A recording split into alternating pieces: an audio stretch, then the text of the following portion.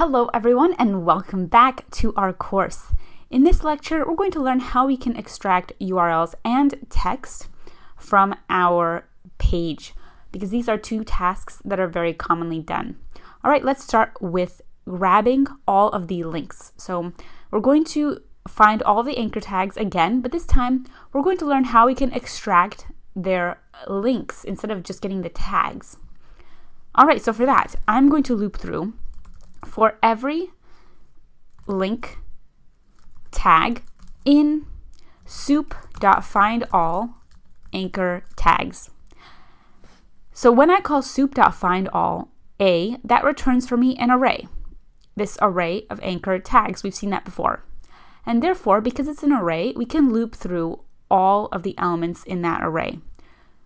Here we're using this for each loop, so for every link tag in soup.findAll A. Each link is being referred to as link tag. What I'm going to do is I'm going to print the link tag.get href. So here I'm using the get function to get the value of href at that link. So every anchor tag is going to have a property of href, and I'm using get to return the value of that property. If I run this cell, look at that, I get my 3 links returned. Awesome, okay. Now, similarly, I could try to use a technique we've used before where we've tried to get the property using the key of the property. So we can try that again. For every link tag in soup.findAll A, we can call print link tag, and we can at that link tag get the value of href. And we get the same results. So we can either use get or we can use this square brackets. It's the same thing. We're just getting an element from an array at a certain property. And this is going to be a lot cleaner to work with because now instead of returning anchor tags, we're returning links. And we can save these links to, for example, a spreadsheet or a database, or we can click on these links and then perform some action by automating our mouse. Those are all things that we could do with Python. All right, awesome. So now we've learned how we can grab links from a page. Very commonly as well, you'll want to extract all the text from a page.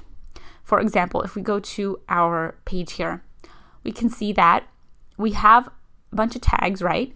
And inside of the tags, we have text because we have heading 1s with some text, paragraphs with some text, and as well anchor tags with some text. So how can we grab just that text from the page? Well, luckily for us, Soup has a function to handle just that.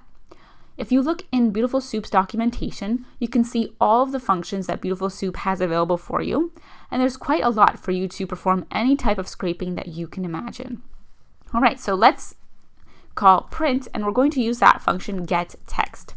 This is a function from Beautiful Soup that allows you to get all of the text on a page. And look at this. We have site title, page title. We are Team Mammoth. Our top courses are Hello Coding, Wall Street Coder, Machine Learning for Everybody, Get Them Now, and then the 3 ellipses. And you'll notice here all of the space around the text that represents the tags that contain that text. And those tags have just become white space now. That doesn't actually change the page at all because it's not going to change the soup. It's just going to only get the text from the soup. So you don't have to worry that you're actually changing the page itself or changing your HTML variable. You're not. You're just getting the text from that variable. And that result is going to be returned with that line. Awesome. And that is how you can get all the text from a page. Very commonly done as well, because it's a lot easier to work with just text than HTML tags. Of course, sometimes you do need the HTML tags because you need different properties of them.